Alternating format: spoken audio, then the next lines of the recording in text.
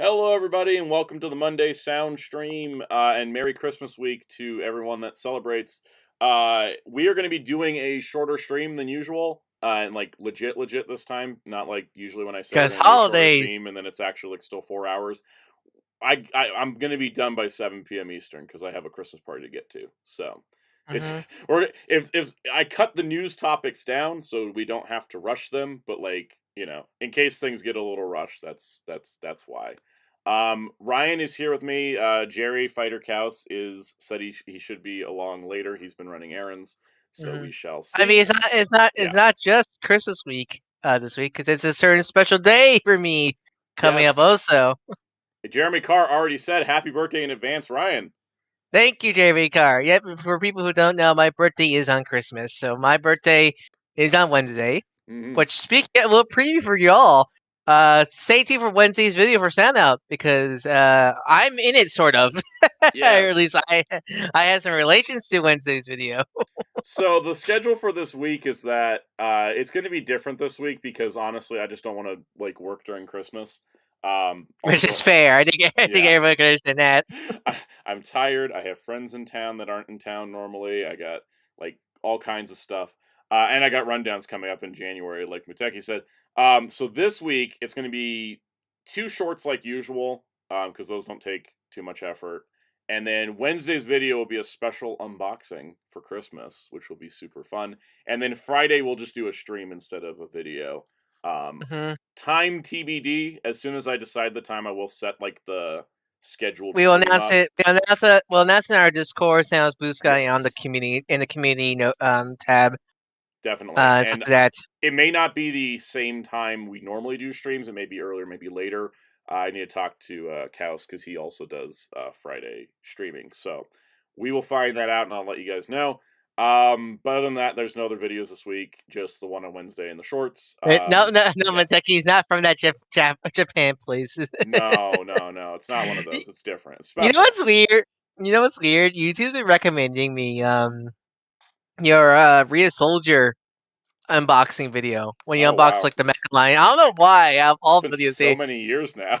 Yeah, since when? Yeah, I don't know why all videos they started recommending me that video for some reason in my recommendation feed. Yeah. But anyways, let's give a special roll call to everybody in our chat, and I'll pull up the first bits of Welcome, Astronaut, Kamimeter, Dr. Grid, Jamie's World, Jeremy Carr, LPH, Mr. Arrowverse, Richard Tanuki, Muteki, Cyclo, Center Dundee, Spin Dash, Hellfire, and Zelchex. Welcome, everybody. Welcome, everybody, and thanks, everybody, for being here. All right, so, Muteki, it's not the Spawn Kickstarter, because I already have opened that without filming anything. All right, we're going to get straight into it, because it's, we got a short day today. Hellfire says the other day YouTube was randomly recommending me your Overdrive Megazord reviews. Those were iconic, but those were also 15 years ago. All right, so speaking of videos, last week I did an unboxing for a Big Bad Toy Store box. It was done on my couch for 2 reasons. One, my foot was in pain. Big. One, my foot was in pain. 2, it was so big I couldn't get it through the door of the back room. So it's like, it's one of those unboxings that I would call embarrassingly large. Like, it just like I was like, oh, it's not that many things, right? And then I open it and I'm just like, oh no, it is that many things. As embarrassing as your Pure Miter unboxing? Not that bad. No, not that bad. Hey Infinite, welcome. So Cameron says your foot better now. Yes, it's not 100% because I've been walking on it more than I should because people are in town and I've been doing stuff.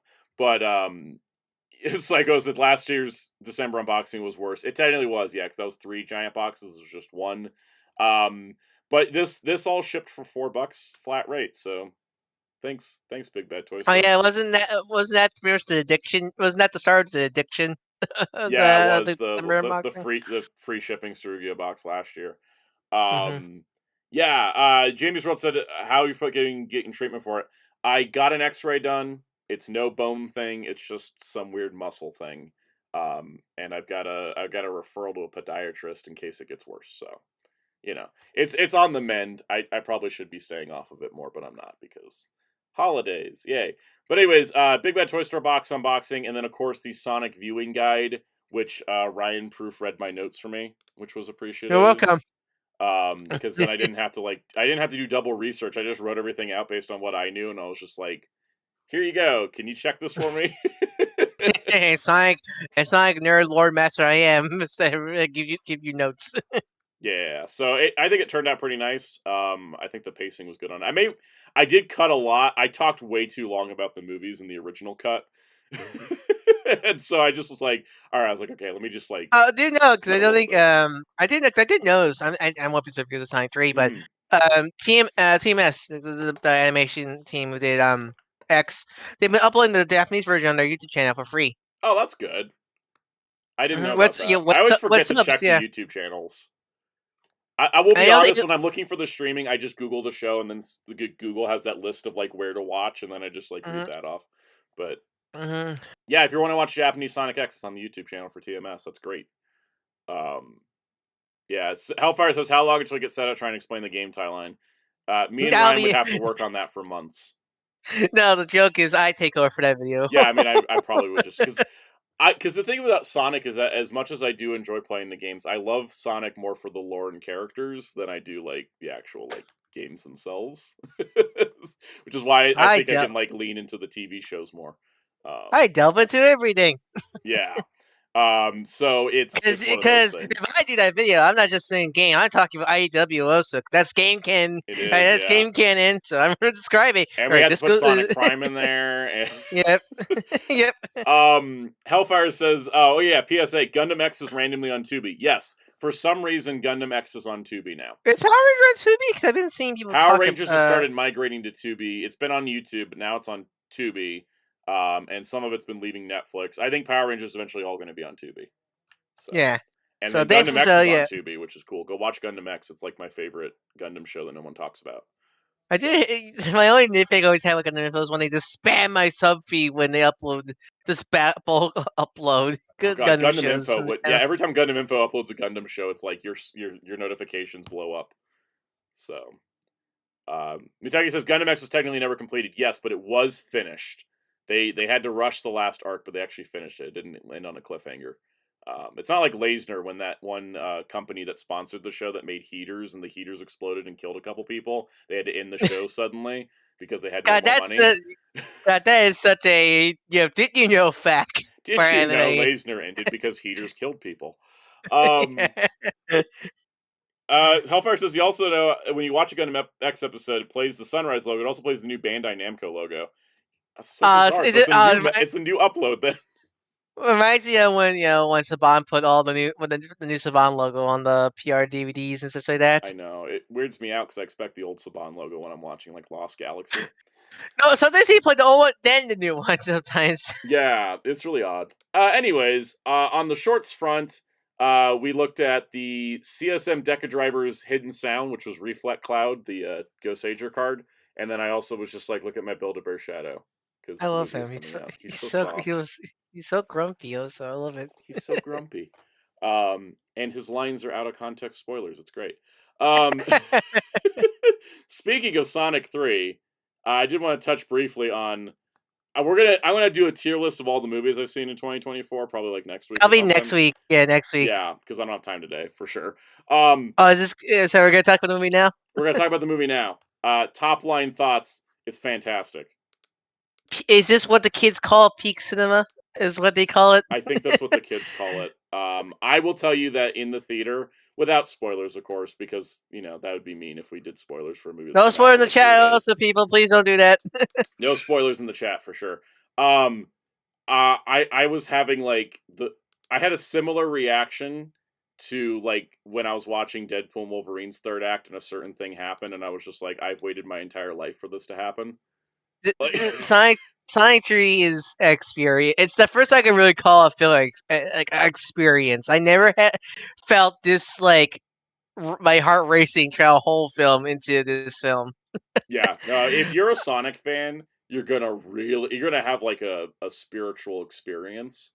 If you're not a Sonic fan but like the movies, you're gonna have a great experience. You gotta If have you a still didn't good like the time. first two movies, you'll probably like this one. Because like they went uh, all out for it. Like, yeah, it is such It's such an amazing thing that we're in the year 2024 to 2025. Sonic the Hedgehog has one of the best video game movie trilogies, which is super I'm rare in the gonna go first place. further and say it has one of the best trilogies. Honestly, yeah. Because like most trilogies fall off bad in the third movie, and yet I think this was their best movie yet, like hmm without a doubt. And I cannot recommend it enough. the day before I rewatched 1 and 2, and I Mm, still love those films. But it's one that's like it's America because again I think 1 is still a really good film, but it's definitely family film for a Sonic movie second. But just after that, just it keeps building and building from that. It's like yeah, so good. I know because I watched the first two movies again last week, building up to this. I didn't rewatch Knuckles. I think I had enough of it when I watched it the first time. I watched that show again, but like I didn't need to watch it again. Like I'll always again rewatch now. the Flame Disaster music Yes, I would. I episode. want to watch. The thing about the Knuckles show is my favorite scene was in episode 3. It kind of peaked early for me because I don't know how you can top Stalker Channing and Knuckles in a dual fight scene with a 360 camera rotation.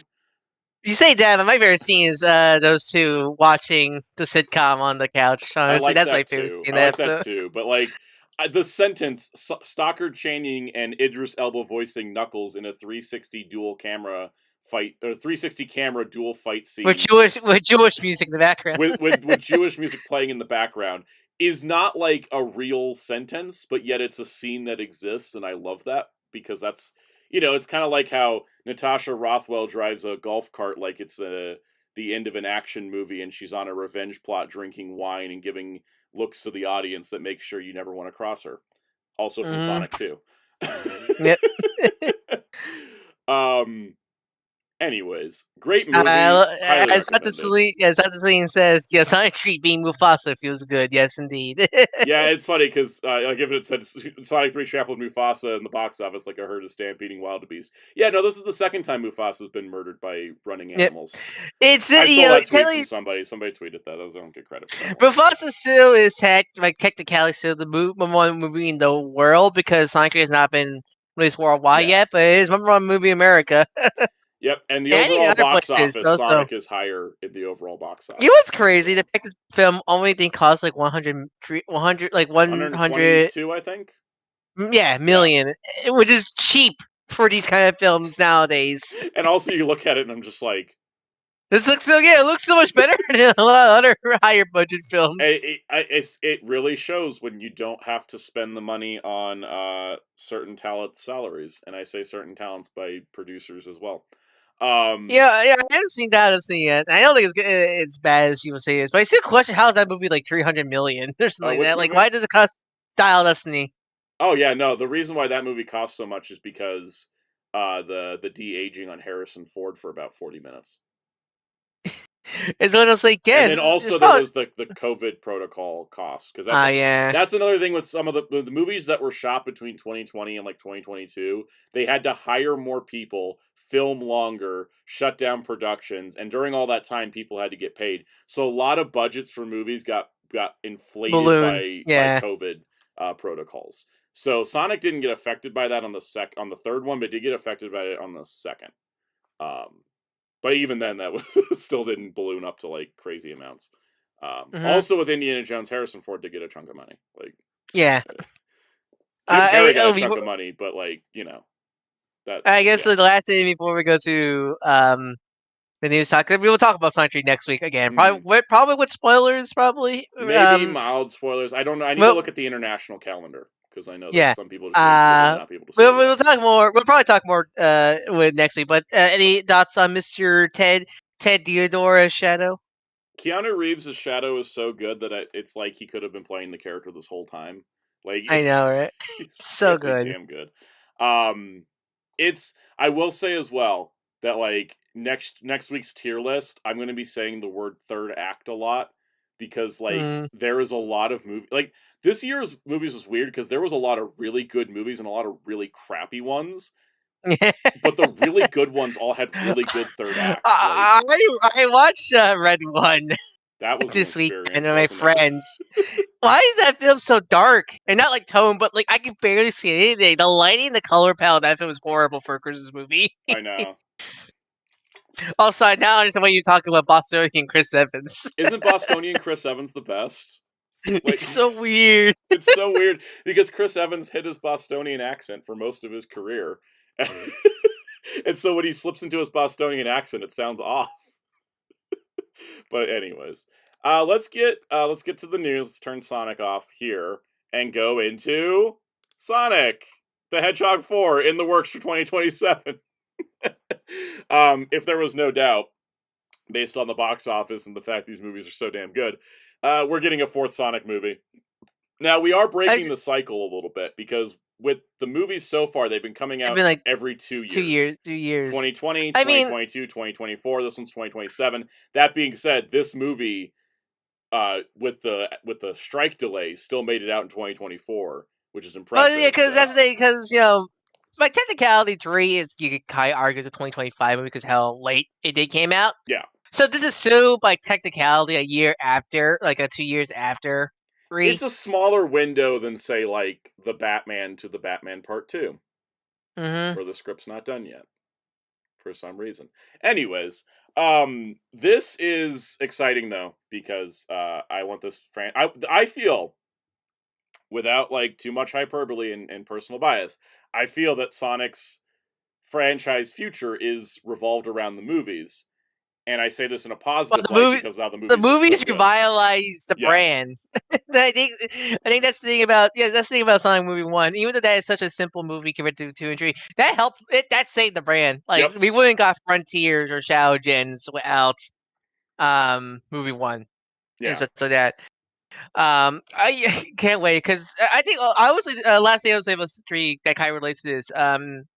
Honestly, I think the Sonic movies have some of the best post-credit scenes I've seen in a long time. Oh yeah, and you know what the biggest thing about the post-credit scene for the Sonic movies is everything feels tangible. Like you look at it and you're like, oh yeah, that's what they're doing for the next movie. Because after seeing the post-credit scene for 3, I go like, okay, I think I have an idea what 4 could be about. Yeah. Just like when we saw Tails at the end of 1, we're like, and Shadow at the end of 2. Yeah. Very excited. Because essentially, it's just real nice how good the post-credit scene of the song was. How mediocre or bad half the MCU post-credit scenes. Because a lot of the Phase 4 and 5 MCU credits, we talked about this on a stream one time. They just don't go anywhere, and you're like, when is this ever going to get followed up? Whereas with this franchise, because it's very linear, it's like, okay, we know where that's going, right? And I think that's great. All right. Next up, let's talk this Superman trailer. So we've been talking a lot about that if this movie doesn't succeed, the DC brand's going to implode, which is probably true because even James Gunn has said this. I got to give a lot of credit. This didn't feel like a James Gunn trailer, and I mean that positively because it shows me that James Gunn as a filmmaker has another set of tones he can work with. And I will tell you that when I watched it at home, I thought it was pretty good. When I watched it in the theater, I thought it was great. I literally teared up watching the trailer. It didn't hit me as emotionally at home, but I got like the chills and I got a little teary-eyed when he saves the girl from the explosion. When I was watching it in the theater, like it hit.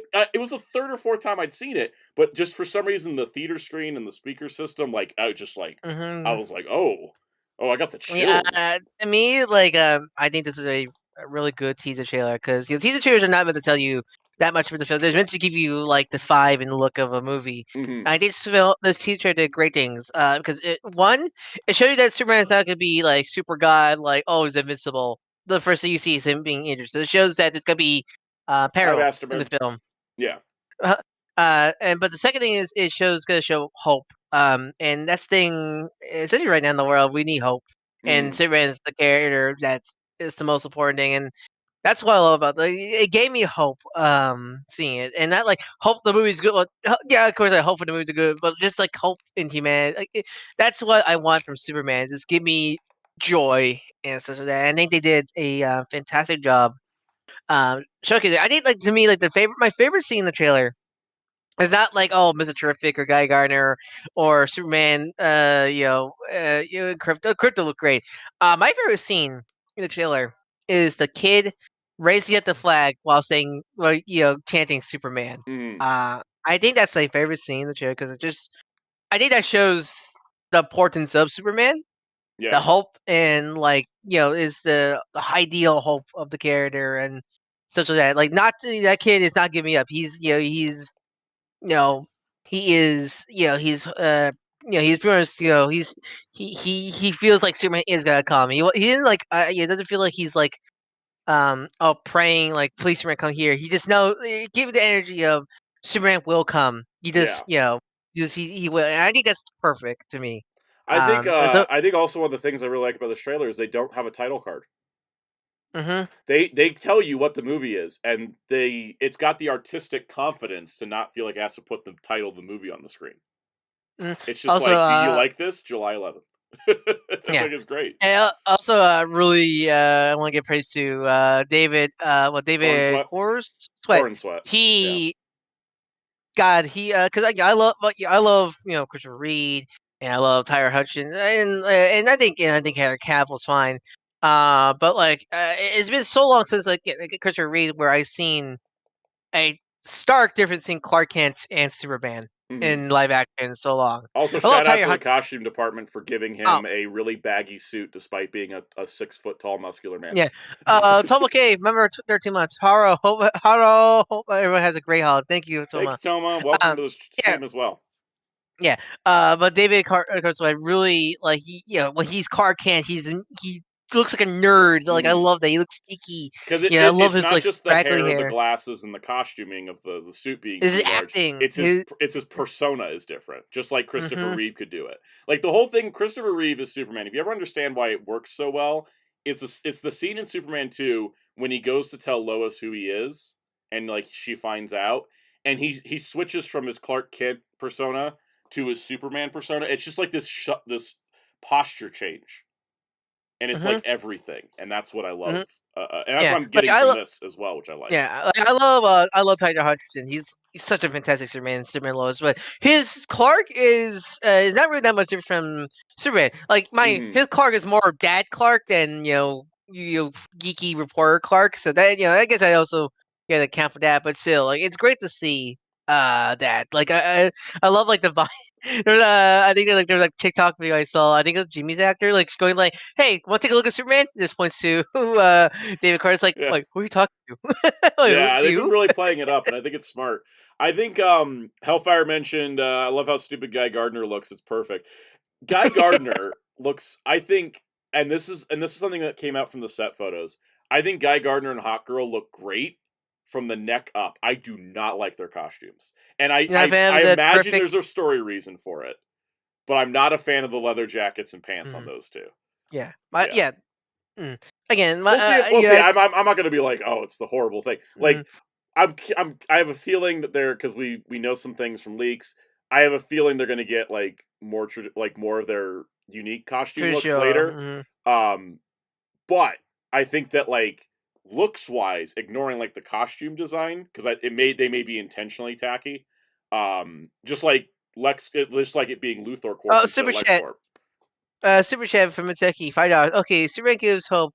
If I lose my iPhone, he can help me find it, right? I call him. He's not gonna give you a negative review.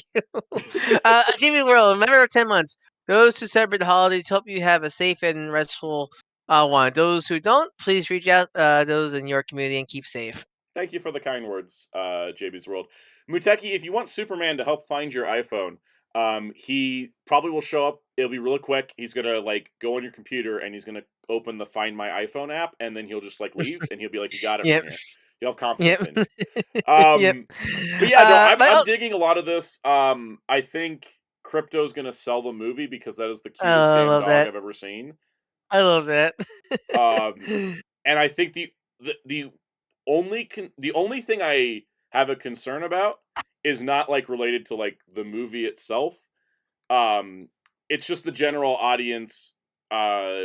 Because I'm not so worried about the general audience not accepting a lighthearted Superman because I think they will. Right? I think it's such a strong looking movie that it will. The world needs a hopeful, It lighthearted does. Superman right And what now. you have to do, and Infinite mentioned like people hating on the trailer, it's gonna take a bit. It's gonna be a rough patch with like audience reception and online fandom as people start to embrace the hopeful Superman, right? And there's gonna be a little friction because people have been inundated with such dark Superman stuff for a while now, and we're getting hopeful Superman again, which I think is great. The only thing I'm worried about on the general audience side of things is them feeling overloaded by Mr. Terrific, Metamorpho, Yeah, Guy that's what, Gardner, yeah, that's Hawk Girl, all the Superman stuff, like, because I know James Gunn mentioned that he wanted to have, like, kind of like the civilian Clark Kent, Clark Kent's, like, civilian friends is the Daily Planet, and then Superman's friends are, like, the Justice League, but that may be too much for one movie for a general audience. But if the Justice League are in a smaller role, where they're kind of like a supporting role and not like a major role, I think that'll work out. It's just going to be how the final film works out. Because that's my only concern is the general audience goes, "This is too much at once," and then they self implode.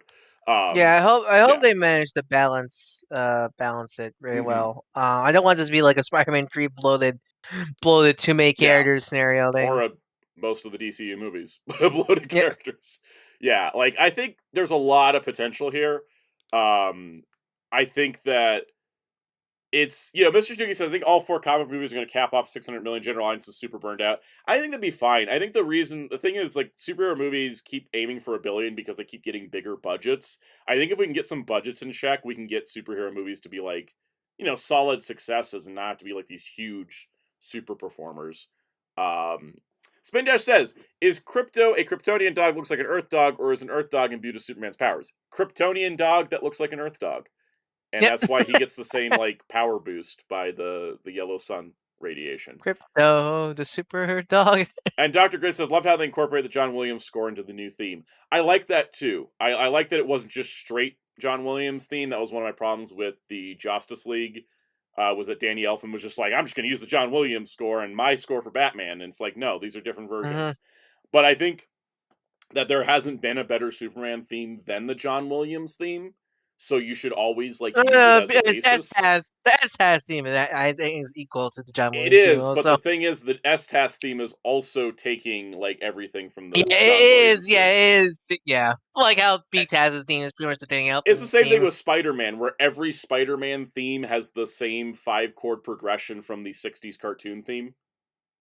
No, definitely more hidden than Yeah, some of the DC shows. I was like that. but also every MCU Spider-Man movie starts with a Michael Giacchino orchestrated arrangement of the '60s Yep. Spider-Man cartoon theme. So So, I mean, you could be the Batman cartoon second theme, where I think it's supposed to be a rip on the '60s it's Batman theme supposed to be. I think they because I think they just it's wanted clearly to part. have like because that theme is just like, what if we just go with '60s beach rock? Because it's clearly like a part where it goes, da da da da da da da da da Yeah. da da da da da in that theme, which I love. Mhm. I know people. The first the Batman theme is fantastic, but I honestly think the second was as good as the first one for different reasons. Yeah, I think as they fit the tones of the show at the time. I think that Hmm. like they intentionally with that show did Golden Age Batman for the first 2 seasons, Silver Age for the 3rd, 4th, and 5th. And so Hmm. I like that the theme changes. Also, if you're a fan of that the Batman cartoon theme, the full version now exists on U2's most recent album because the Edge was the guitarist that composed that Oh, theme. really? I And didn't there's know like a that. 2-minute version of it out there now on the newest Oh, U2 album. I need to listen to that now later. Then It's a uh, really cool mix. It's like a full like song version. link in the music channel in our I in should. the I will Discord. definitely do that. Anyways, I think the trailer looks great. I'm excited to see more. It's definitely the first time I've watched a trailer for a James Gunn DC project and gone immediately like, yes, I like this. So I'm really excited on a personal level. And I think also, if this movie can stick the landing, I think this can really put DC on a good spot going forward. It really needs to, because I want this film to do well, because for DC and Superman, because Yes. those are two things that I think some people are so lost about, And this and comes I out the can't. same month as Fantastic Four First Steps, which I also need to have hit and land so Yeah. we can do things. Yeah, it's gonna be I think it's gonna be great to see both movies that month, and it's also gonna be nail biting watching the box office. Hmm. Because they're both I movies know. that Okay, I like want both. I want both to succeed. I Yeah. want both to succeed, right? I absolutely want both Superman and Fantastic Four to do great. Because Hmm. if either of them doesn't, it's gonna set bad precedents for both universes going forward. Right? Hmm. Because I think the MCU has struggled making a lighter, more hopeful movie, right? Hmm. Because God, Ant-Man. Um, but I really want Fantastic Four to be good, solid, lighter movie, and successful. So that way the MCU is not afraid to do that as well. I think there's always should be contrasts in these universes. You should have like different tones and different styles, different varieties. That's why Marvel and DC comics have worked for the last 80 years. Because they have variety. I think that's why Marvel Rivals really pop off the way it did, because it's such a different feel to the rest of the Marvel stuff right now. I mean, God, have you seen the new What If episode with the mecha? I no did. sauce. Yeah, no sauce at all. I thought I liked the episode. I didn't like the Gatai sequence. It was sauceless. But I liked the episode, though. That was the thing, is like I could tell that it was like, this is the first time any of these people have animated mecha, and they totally should have like hired a Japanese studio to do this. Or people were familiar with that format. Yeah, but I did like the episode, though, from a story perspective a whole lot, because I thought it was really cool that it was like, it's, I don't know, I guess it's minor spoilers, it just came out yesterday, but like, it's a story about like trauma, basically, and like, how do we deal with trauma, and it's like framed through like Sam Wilson and Bruce Banner's friendship, which is like something we've never really seen before in anything. So I really liked the episode. But I did think, and I like the mech designs. I just think the mecha sequence was like, I was excited, and then they got that rival scene to work on that sequence. Yeah. But I'm looking forward to the rest of What If this season. Depending on when I can watch it, I don't know what happened. All right. Let's switch gears from positive to Crunchyroll's on fire. So there was this article came out in Bloomberg this week, which it's welcome to business talk, guys. So this was an article about Crunchyroll and how Sony merged so much stuff into Crunchyroll to try to become the dominant leading streamer for anime, and then finding that they're losing their lead to Netflix specifically. Yeah, because Crunchyroll is, the Crunchyroll today is just kind of a mutant beast of so many of the buyouts that Sony did. And so the thing was that this article by Cecilia de Anastasio and Takashi Mochizuki goes into a lot of detail about Crunchyroll as a company that might explain some things for those of us wondering what the hell's wrong with this company.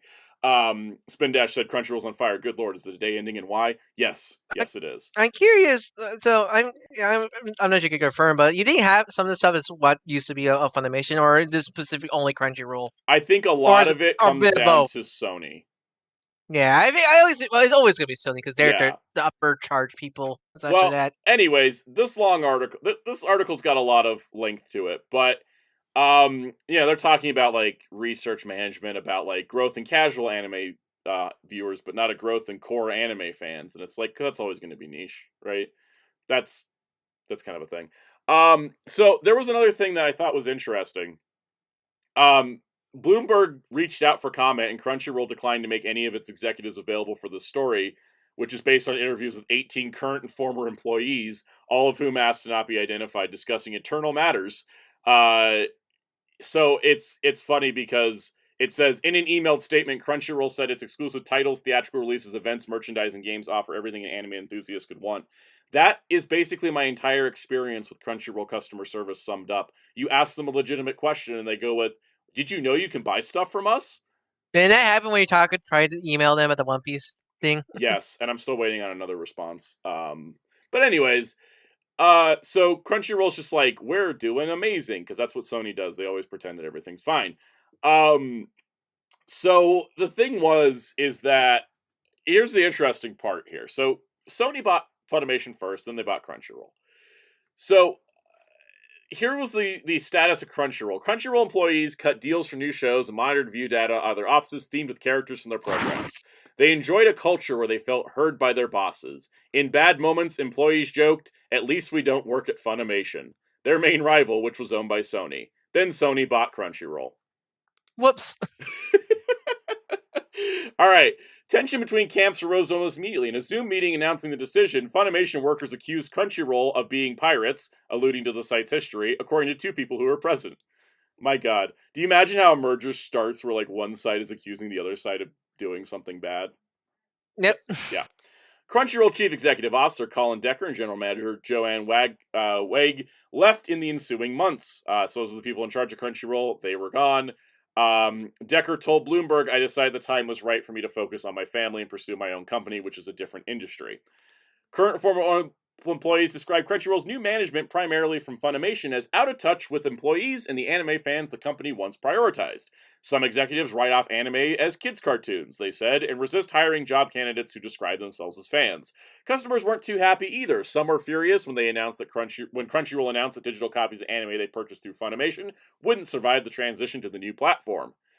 Since the acquisition, the company has undergone at least 3 rounds of layoffs. Current employees say that Crunchyroll's strategy is unclear, resulting in a climate of uncertainty and confusion. Just 39% of its workers surveyed recently said management has communicated a strategy that motivates them, according to internal polling data seen by Bloomberg. This was down 51% from the previous poll. Another reorganization is planned for early 2025, according to 2 people who heard it's coming. My goodness, this company. A lot of this does come from the fact that, like, they had so much merging going on that, like, it created chaos, essentially. Just so people know, because I think some people Yeah.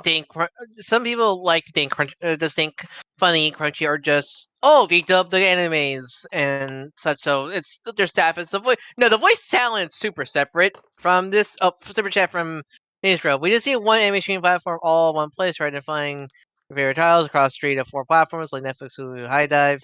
Yeah, that's kind of a thing with a lot of industries, is we have too many streaming services. Yeah, but But anyways, yeah, but the voice act, the staff here are like internal, like stuff that keep the company running. Pretty much, from these what I are understand. your tech people, your translators for subtitles, your license acquirers, Yeah, your business dealers, your home video people, your merchandise departments. yeah. Like, The voice the talent voice is a actors are separate. all Yeah, freelance. They just get yeah. hired gig by gig, you know? Mm-hmm. Yeah. So, anyways, there's a bunch of stuff about, like, company size and stuff. Okay, so here's the thing. The goal the company has said in internal documents is to give it a large enough base of subscribers to compete for new shows with more mainstream services such as Netflix and Warner Brothers Discovery Inc.'s Max. The company is likely to not meet that target, according to insiders who spoke with Bloomberg. I could also tell you that based on, I don't pay for Crunchyroll's streaming service. I only buy their Blu-rays. All right, the goal wasn't based on rigorous analysis of the markets, but instead designed to project a big, catchy number.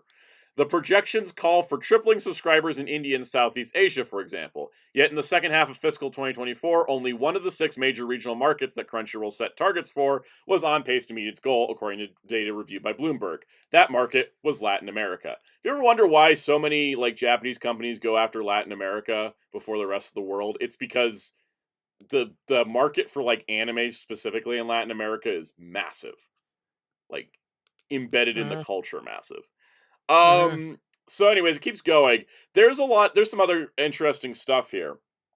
Current and former employees are concerned that mainstream streamers are closing in on Crunchyroll's territory. Shortly after the Sony acquisition, Netflix licensed JoJo's Bizarre Adventure. Suddenly, one of Crunchyroll's most popular series was also available on the world's largest streaming service, and its next season was exclusively on Netflix. Yeah. So Yeah. to get to make this a little more easy to understand, because there's a lot of business talk, but like, Oh yeah. especially someone who watch a lot of anime and stuff like that. Netflix has been getting soup. So we're gonna talk about this in a bit with the charts. But Netflix right now is really the biggest way to watch anime, because not only Netflix is already popular enough, but I think it's just what they have. They usually get a lot of the big series and stuff like that, or make some like deals, like like big series, like And there's a business reason why they keep getting those deals as opposed to someone like Crunchyroll, which we will talk about as well in this article. mhm. The other thing too, this is a key thing. With their greater reach and higher licensing budgets, Netflix and Disney are vacuuming up hit anime programs like Delicious in Dungeon, Little Witch Academia from key Crunchyroll suppliers. Yeah, yeah, Disney purchased the exclusive rights to the second season of Tokyo Revengers, another popular show last year, yeah, because they yeah. have That's more why money. that's what you've been seeing, and also just because their dubs also in terms Mm. of some of them being union or just like or at least better release or something like that, even if they have zero marketing, which is another problem, but still like That's why you see a lot more Hulu dubs. Like there's On That Luck, Go Loser Ranger, Sandland, all the that stuff. And same with Netflix. And hell, Netflix a lot of time with their dubs, they're actually Union, like the Rama 1/2 remake anime that came just finished this weekend. Yeah, Pokemon. They're Welcome Cast. They're fully like David K and Fat Tash are in the Rama 1/2 dub. Yeah. For an example, it's like because they Larry had the Kenny money. showed up in Pokemon, and I was like, I gotta watch Pokemon. I know. I heard that. I'm like, what? It's like how? Huh? But yeah, because Netflix has the money, and or even like stuff like Dandadan, where Dandadan's not even exclusive to Netflix, but that because that was available stream on Crunchyroll, Netflix, and I think Hulu. But I think there's some kind of funding with that one where I think from what I understand, I think Donna was probably watched most on Netflix, and that's probably how I don't want to say Netflix put some money into Donna. You know they don't they don't have the exclusive rights to it, but they probably did put some money where they would probably afford a same day dub for that. It's kind of like how Dragon Ball Daima is on Crunchyroll, Netflix, and Hulu. But yet that dub is probably fully Crunchy. Yeah, and that's what. And for some reason, it's delayed. Yep. To January. Wait, David Key's in Pokemon also? I need to look that up. That's awesome. I haven't watched more than like 10 episodes of that Pokemon show, but it was pretty good. The only annoying part about it is that it airs in batches on Netflix, and the UK gets it in batches first, and then Netflix gets it for the rest of the world. Yeah. Dr. Grid says this also relate to the Gridman movie not coming to States for years. We'll get to that as well. And I hear you guys talking about Crunchyroll. We're talking about Crunchyroll in that Bloomberg article, like talking about their business and exposing stuff. But how are you doing, Fighter Cows? What's up? Yeah, I'm all right. Just came home. Lots of errands. Christmas stuff. Yeah. Yep. Errands that would have been done quicker if I had a car. Yeah. Well, we're glad you're here. No, Mateki. Dragon Ball is same day now. It was I'm pretty sure, right? Because I remember Netflix used to be one. It was like Netflix was 1 week behind, and then like Hulu's like 6 hours behind Crunchyroll. I need to check in because I watched Daima through Crunchy, so I'm not sure. I wasn't. Yeah, I watch it through Hulu, and sometimes it goes up right away, and sometimes I have to wait a few hours. Anyways, so we're gonna keep going here. According to a survey of over 4,000 Americans earlier this year by the online gaming and entertainment site Polygon, 76% of Gen Z anime fans watch shows only on Netflix, compared with 58% on Crunchyroll. Basically, like more people watch anime on Netflix, which is understandable. Makes sense. Yeah, I mean, you get other stuff on it too besides anime. I think that's why Netflix continues to be the leader. It helps. Netflix is included with a lot of stuff. Yes. That too. I get it included with my cell phone. It helps that Netflix is a better player than Crunchyroll. Crunchyroll's video player feels like it's never been upgraded since when they were a pirate site. 2009. Yeah. Nope. All right. Crunchyroll argues that sharing shows with Netflix and Disney's Hulu broadens customer interest in anime and will bring more subscribers to its service. I'm going to argue against that and say you put it on another service, people will just have better choices. Yeah, that's the thing. A lot of Crunchyroll's catalog's on Hulu. Well, if you're already at Hulu, what's the point of getting Crunchyroll? Like, especially if you're watching, let's say, the seasonal stuff. Yeah. Like, what's it? Because I imagine like once that stuff, like there's already some stuff that was on Hulu, but then goes away from Hulu and now on Crunchyroll. But that's a lot of the but we're talking about the big series like My Hero Academia and stuff like that. That's always gonna be on there. If you want to watch My Hero Academia weekly, they have it already on Hulu to watch and such like that. Producing anime normally costs around $200,000 to $300,000 per episode on average, a sum anime studios easily cover through deals with Western distributors, according to anime industry workers in Japan. Due to the new competition, license fees for popular Japanese programs are going through the roof, one of the workers said. Rising fees may impact the profitability of Crunchyroll, which goes back to like Netflix and Disney can spend more than them. Now here's where things get interesting. Toho and Toei are interested in licensing to competitors with more potential reach to general audiences, according to the industry staffers in Japan. Netflix is streaming Toho's Beastars, for example. Toho is now distributing films on its own in the US, and recently bought the anime distributor G-Kids. Toho did not respond to requests for comment. Toei announced last year that it'll team up with Netflix to produce and distribute a new anime series of the popular One Piece, after the pair collaborated on a successful live-action series that ran on Netflix. Crunchyroll management figured they could hook Crunchyroll subscribers on mobile games based on their favorite anime shows, like One Punch Man, which is funny because they don't actually own One Punch Man. No, I've been noticing. Yeah, they've been really pushing their mobile games tie-ins more. They're like, look at our mobile game for One Punch Man. It's like Viz owns that. Yep. Or like, with the Crunchyroll subscription, you can play like Shantae, the Seven Sirens, or River City Girls 2, and all that. Like they've been trying to make it like, it's like how Netflix has the Netflix game thing. Yeah. It's the same thing with Crunchyroll, and they've been pushing that hard. I know this. Welcome, Rivers. Over the past 2 years, 3 games have shut down, including one based on Princess Connect Redive, while the company has launched 4 others. Last month, all the games except one brought in the sales of less than $5,000 each to the iOS or Android platforms, according to data from Sensor Tower. Although Crunchyroll invested a large sum in developing its own One Punch Man game, the US licensor for the show is snagged by Hulu, because Viz owns the license to One Punch Man, and they just went because Hulu's their main place. The game hasn't received an update in months, spurring fans to complain online. The company has added more than 30 titles to its Game Vault offering, which is included in some Crunchyroll subscriptions. All right. Executives also hoped merchandising would help retain subscribers and boost revenue, current and former employees said. Viewers could binge on manga comic books between anime seasons instead of pausing their monthly fee, or purchase collectible figures of their favorite anime characters.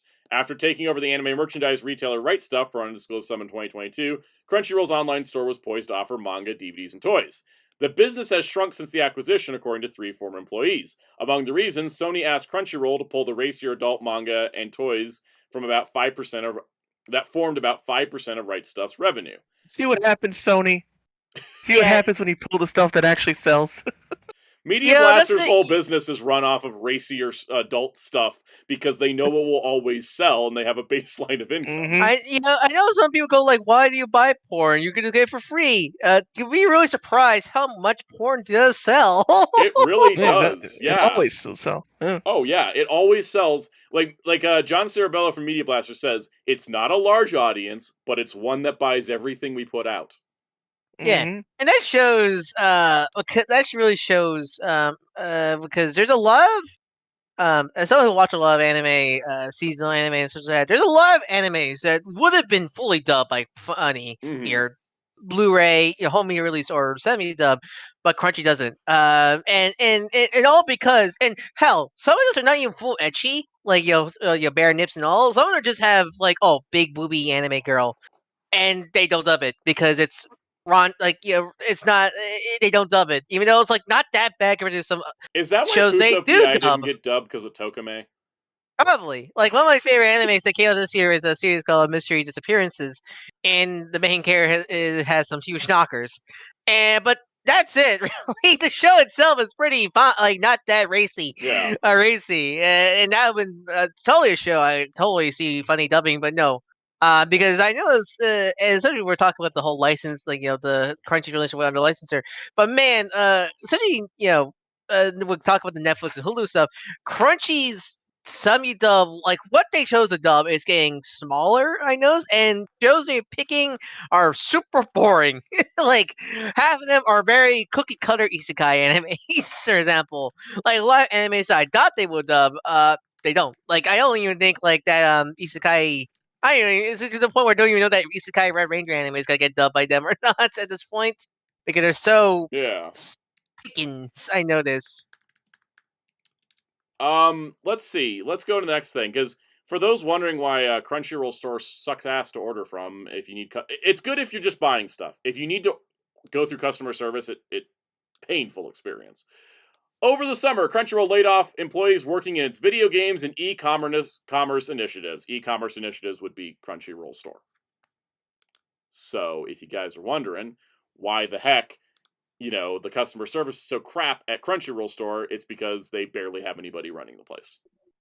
All right, here's the juicy stuff. All right. Also, last thing I want to mention about the whole store thing is, I think some Crunchyroll, like I don't know how many people really buy from Crunchyroll because they say they want to go into the market toys and manga. So a lot of people buy like Blu-rays, manga, toys from other places, Amazon, mostly. Amazon, yeah, Walmart, Target. For example, I think of the Jazzware's total anime line. They had the whole watch on Crunchyroll on it because I imagine that's part of a deal with Crunchy and Jazzwares. But like, why pay like so with shipping on Crunchy where you can easily find those in Target for like $15 and stuff like that. Like Kaus can remember because he's old like me. Right Stuff used to have the sales all the time and the really good prices. Oh, yep. That's how I got a couple of box sets. Yeah.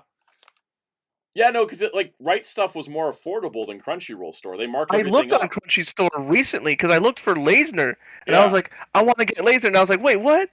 Right Stuff would have had this for way less. Like, it was like, it's man, like $60 now, right? Yeah. Right Stuff would have sold it to you for $50.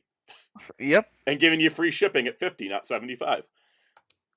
Yeah, it if I'm gonna buy stuff based on anime I like, unless it's like Discotek, where my only choices are Crunchyroll Store and Amazon, I'll probably buy from somewhere else. Like, I only bought stuff from Crunchyroll recently because they actually had good deals, but only on, like, One Piece DVD sets, whereas, like, Discotek stuff still, like, I didn't buy any Discotek stuff on sale because it still was just like, okay, that's like $5 cheaper. It's not really a sale. I can just get that anytime. So anyways, now for the juicy part. One concern among Crunchyroll employees and licensors is the marketing, overseen by Marcus Gridman, a senior vice president. It's funny how his name sounds almost like Gridman. Yeah, I was like, what's his name? And he might be like directly involved with why we didn't get Gridman. What's the readme for Fan46? Like, say that again. Exactly. He was hired by Funimation after marketing several popular Netflix shows like Unorthodox, but had little experience with anime. A lot of problems with Crunchyroll do come from Funimation, like, as we're seeing. Like this and the mail fraud, those were Funimation problems. All right. Gridman brought in a cadre of former advertising agency colleagues whom Crunchyroll employees came to refer to as the Boys Club. You never want the phrase Boys Club to be put into business because that means it's a bunch of old men that don't understand anything. Yep, usually. Yep. 7 current and former employees said that Gridman isn't experienced enough for the role, overseeing changes in strategy that cost the company money. That sound familiar, guys? Yep. I was just gonna say, Simpsons put it best for when he said a boys club. I was like, one character said dopes and suits. Yes. Perfect. Yes. All right. This is the part where it's going to explain why some of the stuff has been some of the way. In the past year, he has angered both Toei and Toho, according to former and current employees. In July, for example, Toei representatives were underwhelmed at a Crunchyroll concert for the hit anime One Piece, held on the San Diego Bay during Comic-Con. I heard about that. It wasn't amazing. The signature ship from the program sailed by, but wasn't lit up, so many of those in attendance couldn't see it. Gridman oversaw the event. Then in October, Gridman sent an email to staff, seen by Bloomberg, asking them to not promote the important Toho title, Dadadan. Which is why half the marketing came from Netflix. Yes. They're not going to promote the title that they went and put in theaters, even. All right. Here's what the email said. Due to the ongoing acquisition discussions, we decided not to further lean into the promotion of Dadadan. The email read. The show was also streamed on Netflix, where it debuted as the second most viewed non-English show. And here's where we get more. At least 2 people who worked for Gridman filed complaints to Human Resources about his management, one of them alleging sexist behavior, and the other accusing him of creating a hostile work environment.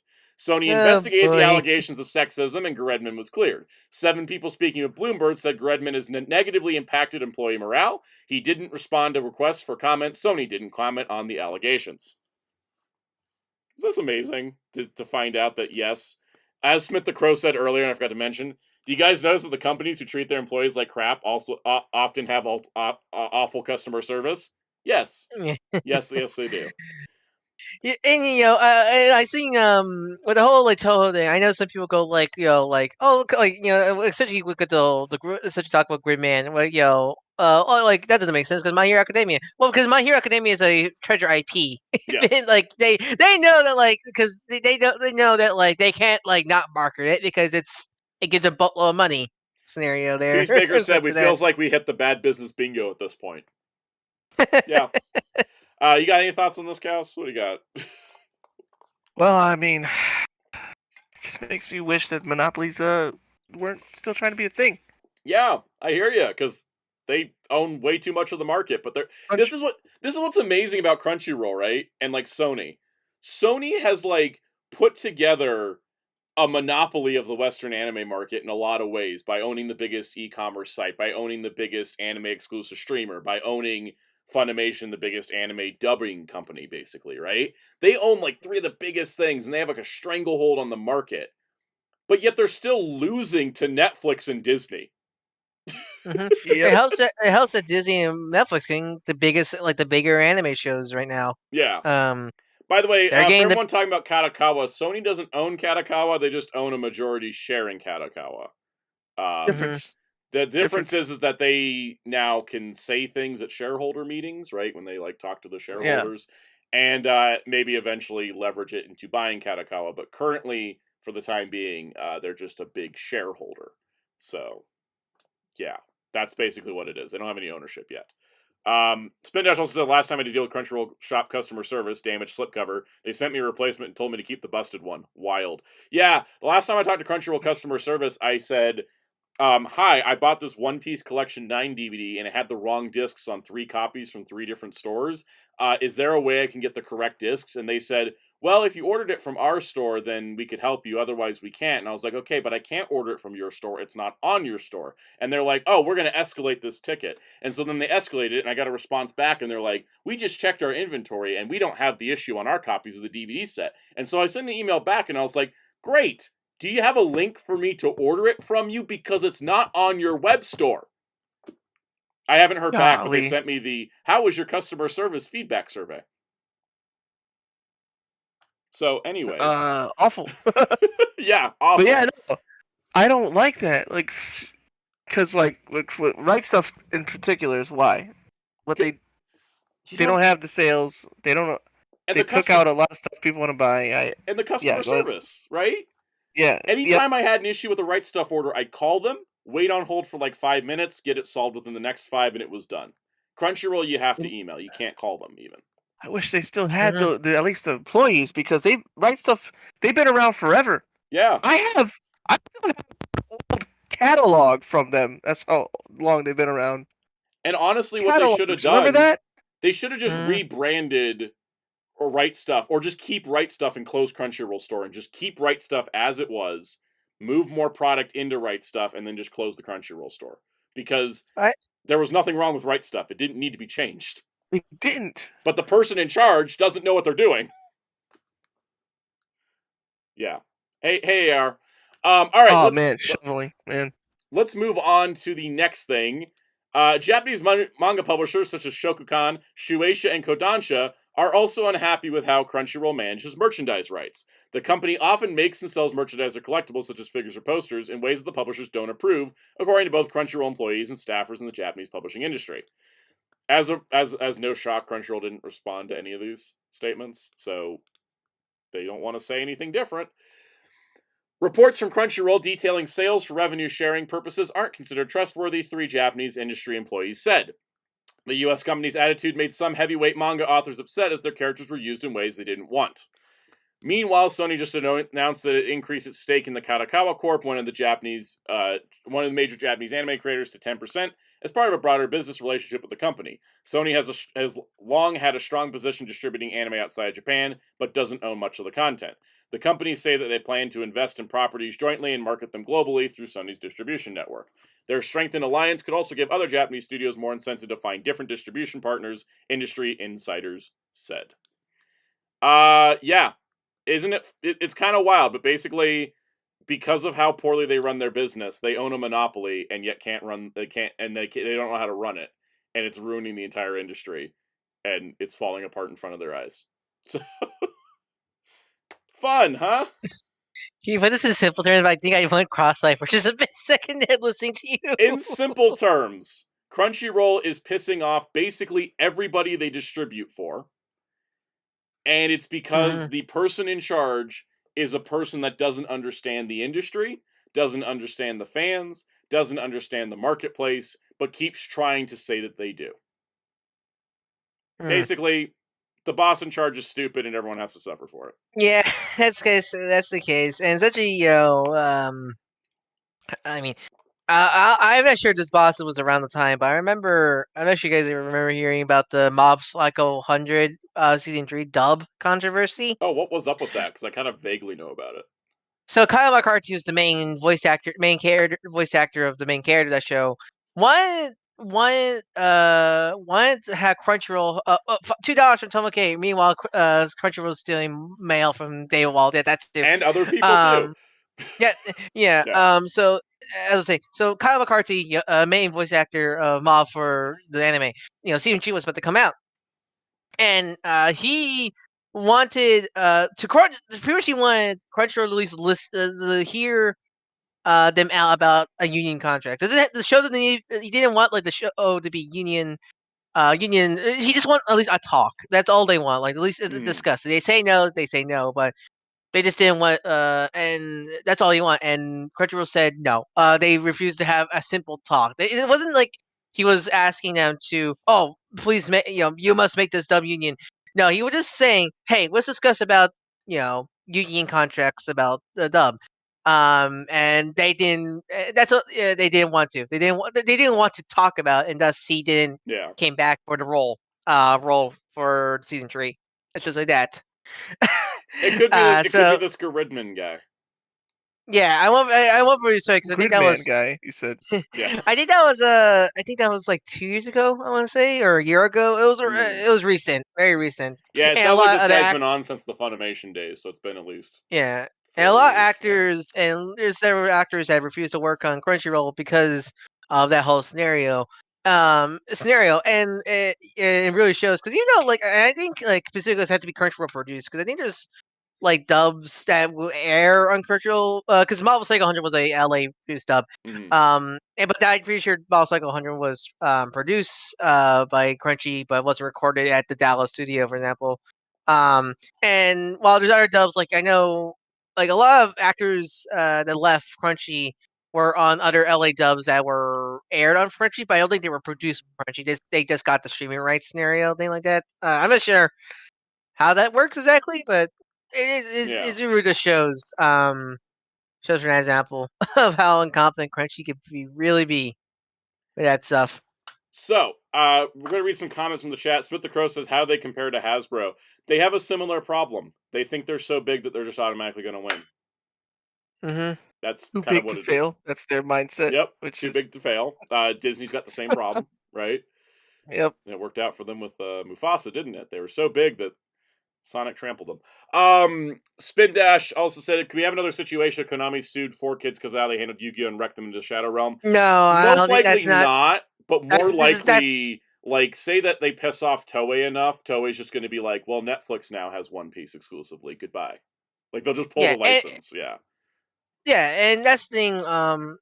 Because the thing about the crunching, the Konami and 4Kids thing was very different from what we're talking about Crunchy here. For because right? 4Kids was because Konami sued 4Kids over breach of contract. Yeah. Yeah. Crunchyroll is not breaching contract; they're just doing stupid decisions. Yep. And they're more likely like Toei or Toho, whatever. They're just gonna they have other distributors. They'll just keep pulling stuff from Crunchy. They won't give Crunchy certain things.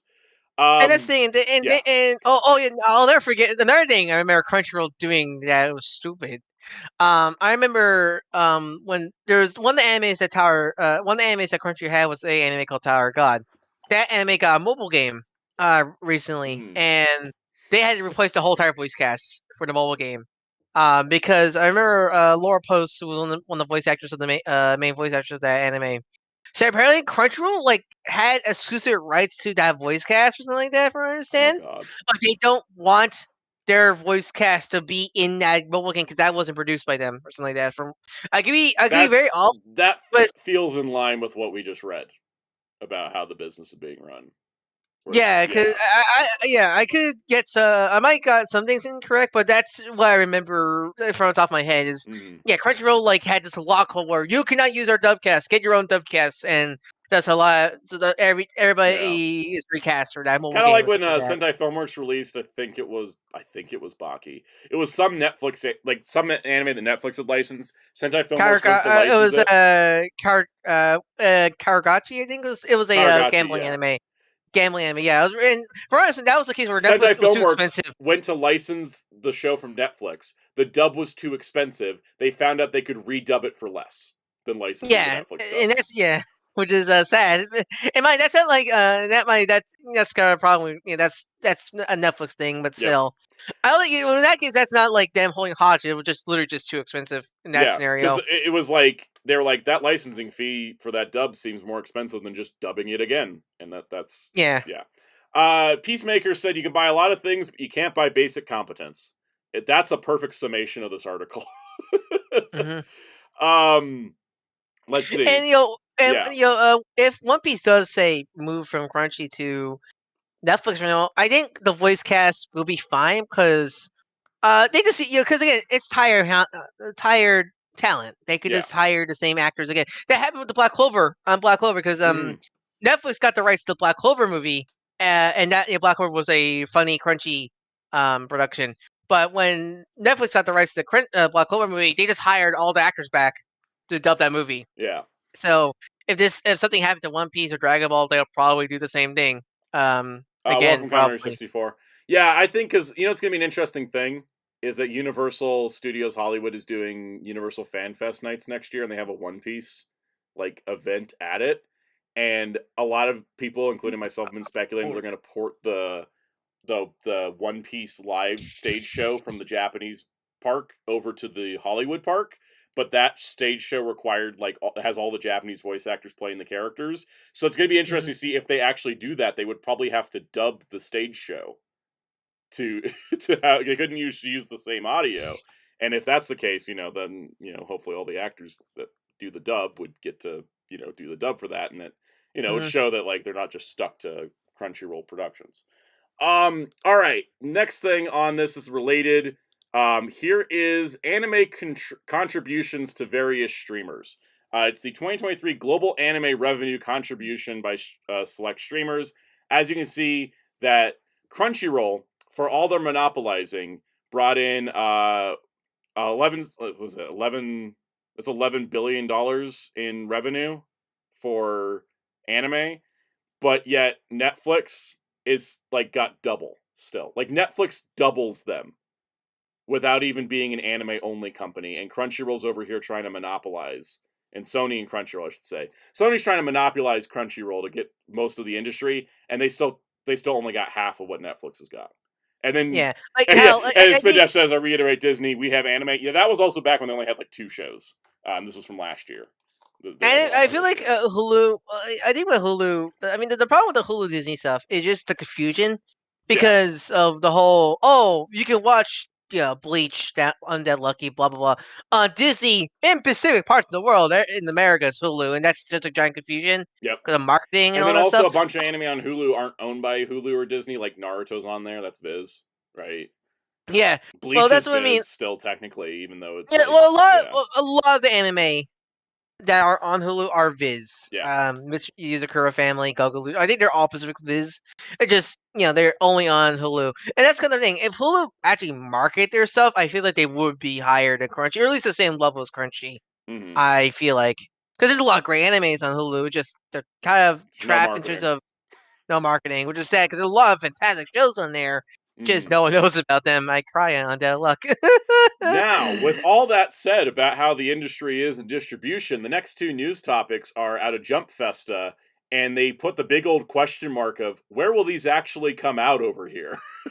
Because in the old days, I would say these automatically would go to Crunchyroll, but now I'm not sure. If there's tensions and they're pissing off companies behind the scenes. Let's talk about what's coming up. Jump Fest had a lot of news for the sake of time, since I have to be done in 50 minutes. There is only 2 stories I want to talk about. First of all, how do you feel about the Yu-Gi-Oh! GX 25th anniversary? So what do you think that's going to be? It's going to probably be like the Duel Monsters remaster, where it's just 16:9 upscaled. Okay, because when I heard about, I thought it was going to be something similar to the Fishman Island remaster. No, but it's okay. not. It's from what I know, it's not a re-edit. It's not new animation. It's just going to be they're going to remaster the footage, but then they're going to crop it to 16:9 because they did that for so yuck. So yuck. Yeah, but it could be better than that. Maybe they learned. Anyways, Kaiju number 8 season 2 will be premiering in July of 2025. We've got a new Question for poster you. here. Yes, question. How did you like season 1? Since you're a big Kaiju number 8 fan. I was initially like, this didn't give me the same vibe as the manga, but by the end of the season, I was like, no, I vibe with it. I like Yeah, it. same. I'm very same. The anime started a bit rough, but I think got It better at the started end. too grungy. Yeah. I was like, why is it so grungy? And then like about halfway through the season, I was like, okay, they got the groove back. They got the groove. They got the vibe. Yeah. So there's also going to be a special episode called Hoshina's Day Off airing in January. So we're not too far off from more Kaiju number 8. But the next season will be July, which is exciting. We'll see how far the story they get this time. What did I see? Because God, there's so many animes that are announced during Jump Fest that are coming out 2026. Yeah, I'm like, why announce at that point? It's like gonna be so late. The next Spy Family season isn't until October of next year. Like God, or like Hell Paradise. That's like, oh, here's the full trailer for Hell Paradise season 2, January 2026. Like, what the hell? What is this, D23? I know, right? Or like, oh, Mission User Career Family season 2 coming out 2026. Like, come on! I gotta say that like, it's D23 and Jump Fest to run into the same problem of you really shouldn't have a complete convention just for one like brand. Like, because you have to fill it with announcements that you shouldn't be making so soon, right? Let's see. Oh, LPH said no remake of Yu-Gi-Oh! Season 0. No, we haven't gotten my ideal anime remake, which is manga accurate Yu-Gi-Oh! I want manga accurate Yu-Gi-Oh! Yeah. Anyways, next up, Psycho's mentioned Chainsaw Man. We got a couple posters and a release trailer window and a trailer for Chainsaw Man the movie Rize arc. This is the Rize arc as a movie. Rize arc. Yeah. What about Rize? Did I say it right? I just think of Persona. No, I just think of Persona when I hear that. It's not R-I. No, it's not R-I-S-E. It's R-E-Z-E. Yeah. Well, I still think of Persona when you say it. Yeah. Psycho says, do we learn about Makima here? A little bit. No, a little bit, but no, that's... We still don't... You still like won't learn why arcs. I call her a raggedy-ass bitch and I make her the voice of self-doubt in my head, so I stop listening to it. It's two arcs after this. Yeah, we still got 2 more arcs to go. Now, the thing is, this is going to be a movie. What did they give it? No, they didn't give a specific window. It's just 2025. I gotta tell you guys that, like, I found that the Chainsaw Man Season 1, it didn't live up to my expectation from the manga in terms of, like, the action sequences and the way it was animated. Because I think, I don't know, what was the thing I talked about with the Figuart versus the Figma of Chainsaw Man, where I was like, no sauce? The Figma had no sauce and it kind of matched the animation. It's one of these things where they made Denji's Chainsaw Man form like CG, but they didn't like give it cool styling. It just it was pretty much just man. You would just Chainsaw Man, not like when he just man, not like this crazy maniac hunch over look. He just kind of man with chainsaws coming out of him. Yeah, and I didn't like it that much. The trailer for this, though, they show some Chainsaw Man action, and I was like, now that's some Chainsaw Man action. The art style matches more to Fujimoto's art style in the manga, which is great. But also, because the director of this, I am familiar with where he worked on, he was one of the major directors of Black Clover. And yeah, I can see it. He did a lot of the action sequence of Black Clover, and it looked fantastic. There was a specific shot of Kobeni crying, and I was like, "Oh my god, it's the Fujimoto tears!" Like it actually, like I felt like everything I didn't like about the first season of the anime, which I still want Crunchyroll to release on Blu-ray because oh my god, it's been out in the UK for over a year. Everything about the art style is fixed in this movie for me. It's getting to the point where I see people just sell import copies in some stores. I might as well just import it. I did not. Yeah, so I found that like season 1 was a little sauceless. You know. No, I love Robot's comment. Robot, Rize, aka the little rat from the Muppets. No, that's Rizzo. That's Rizzo. Rizzo. Rizzo. He created Riz, okay, guys? When everyone's talking about characters having Riz, nobody has Riz the way Rizzo has Riz. I mean, have you seen him? I mean, have you seen Muppets Take Manhattan? Him and his whole family worked in a kitchen, and they ignored the law of rats in the kitchen because he was so good. Yes. I was just going to say, Muppets Take Manhattan. Yep.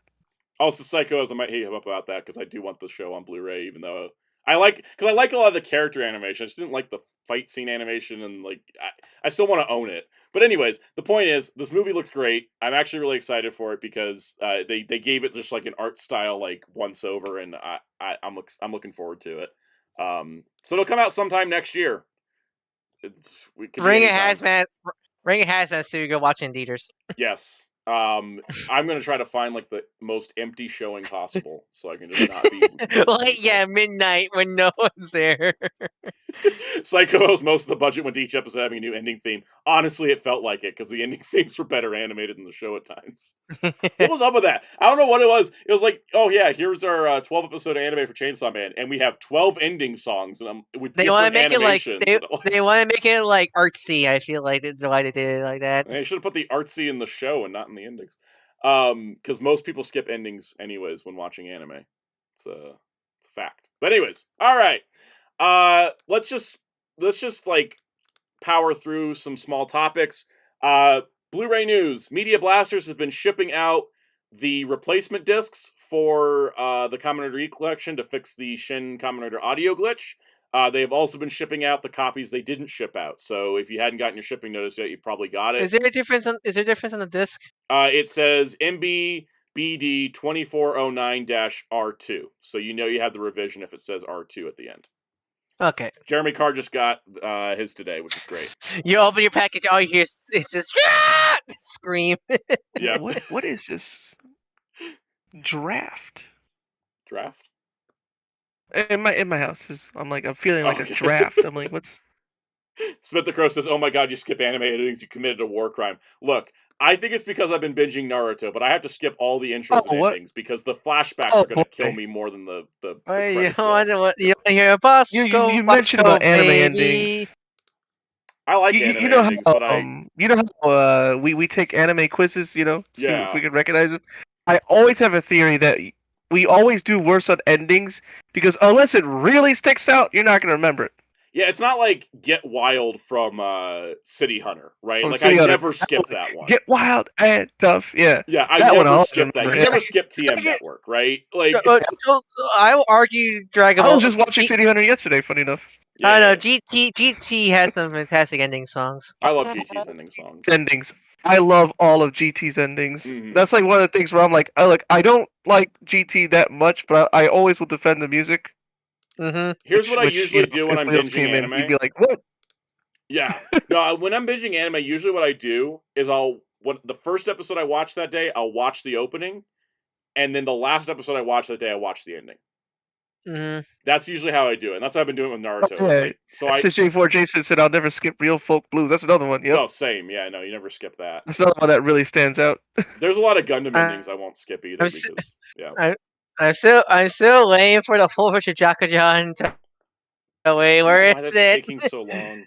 Damn record labels. Oh, Iria had a great ending theme. Yeah, every time I watch the Zayram animation, I'm like, I know I should binge past this, but this song is so good. All right. Before we get tangent off, because we have 40 minutes, comic book news. If you're wanting to read Sonic comics, Humble Bundle has an option here. You can spend $13 to get these 12 items, which is the first 8 volumes of the series, a couple collections, the Scrapnik Island miniseries, and the 30th Anniversary Celebration Deluxe Edition, which has extra pages than the single issue. So this bundle includes the first 2 arcs, the Battle for Angel Island arc and the Metal Virus arc. Yep, and then Scrapnik Island, which actually takes place later. Yeah, that takes place after Urban Warfare, before Misadventure. Which I find that so odd here because I think the biggest odd one is these 2 compilation books, the Sonic Tales and they're compilation books of issues already in this bundle. I don't know why they're here. Yeah, it's like the Tales one is 1, 13, 34, and 35, and the Knuckles is 3, 10, 11 in the free comic book day issue, and something from Manual, which are included. Yeah, they should have included Tango and Whisper and Imposter Syndrome. Just at least have all 3 miniseries alongside the first. Like, it's so bizarre those 2 are in there because you're getting repeat books pretty much. Yep. Yes, but besides that, this is a really good bundle. I do find it weird that they did single trades, not the collections. Yeah, it's kind of odd because for Turtles they did the collections. Yeah. As a reminder, either way, it's still a good bundle. Yeah, it's still a good bundle, and if you want to get into the Sonic comics, it's a great way to start. As a reminder, if you are doing this, the charity being supported by this is Children's Miracle Network's hospital. You can always do a custom amount where you can give the most to charity as possible here. So you just do what you want to do. And just remember, you can adjust donation because it's not a default thing. It doesn't ask you to adjust. You have to click it yourself because the default gives the least amount of shit to charity. So if you want to put more towards charity, you can. So always PSA on that. Speaking of Sonic, the Sonic and DC collaboration comic coming out in March. And I can't wait. Looks really good. I mean, we got Ian Flynn's writing it. Adam Bryce Thomas is doing art, and Darkseid. Apparently, it's about Darkseid invading the Sonic universe. Apparently, which is interesting to hear. I'm all here for it. All right, next up, Transformers. For some reason, they were just like, it's the Saturday before Christmas. Let's look at the next two Constructicons. Just an Instagram video went up on the Transformers Instagram, and it's just Evan showing off Long Haul and Hook. Long Haul lost weight. Long Haul lost weight. Good for Long Haul. I gotta say, dropping an Instagram video just randomly, like in the middle of a Saturday afternoon, was not how I expected these to be revealed. But we got some shots here. Long Haul is gonna have a long trailer because that's where instead of him being, because the reason why the combined war was so fat because he was pure as the legs, right? Yeah. And so instead they're like, here you go, here's a trailer that has all the kibble on it. Yep. As a reminder, Long Haul and Hook are going to be a $90 2-pack at Commander class price point. Might as well be a 3-pack with that trailer. Might as well be a 3. Yeah, that trailer's huge. And so there you can see it with the other 2 that they revealed so far. And then here is the prototype model of them combined with the 2 that haven't been fully unveiled yet. That'll come out in the fall, and then it will probably get announced randomly in the middle of a Sunday afternoon when we're all just chilling, and then it's just gonna be like, oh, look, here's the last 2 Constructicons. Anyways, yeah. Muteki says expensive because trailer. Yep, because this is just how we do for Devastator. Psycho says it's 35 plus 35 plus 20 for the trailer. Pretty much. We know what to expect at this point. They said it's going to go up for pre-order sometime early next year. So we'll get better shots then. All right. There is one piece of SH Figuarts news, the Ultraman Art Galaxy armor set. But not one piece. Yeah, that's right. Not one piece Figuarts news. Sorry. There was one item of SH Figuarts news, which is the Ultraman Art Galaxy armor set has got up for pre-order on multiple P Bandais across the planet, including P Bandai US for $70. Jeez. I get that it's an armor pack plus some Wiggy dues. Wiggy dues and stands for Wiggy dues, but I'm still like, maybe not. I was thinking about getting it, but now I'm not sure. Is the stand included at least? Yeah, I don't know if you get the full Tamashi stage, but you do get the specific arms to hold the thingamadoos. That's good at least. Yeah. It is like the price of a standalone figure. He does come with the weapon, of course, and the thingamadoos. So he is fully decked out. But like, yeah, Hellfire's at 70. The other 2 armors are 20. Yeah, that's kind of where I was. By the way, you know it's Christmas game when Ultraman is brought back crucifixion. That is truly a Christmas miracle. It truly is. All right, let's get into the last news topic of the day, which is Bandai's Narikiri World event. So, we just had the Tamashii Nation event, which was all about Figuarts and stuff. The Narikiri World event is all about roleplay items. And so this is all your roleplay stuff. Interestingly, I will say, I gotta give Bandai credit because they've announced so much roleplay stuff lately that this was a good thing. Kind of a light showing. I didn't mind that. I'm not complaining. I'm just saying it's a little lighter than I expected. But that's fine because we only got 35 minutes to talk about this and wrap up the show. But it shouldn't be too hard, again, because it's kind of a lighter showing. Also, this segment will be brought to you by Spin-54. Thank you, Spin-Dash. Thank you, Spin-Dash. He translated all the stuff so that we don't have to VPN this and crash my stream.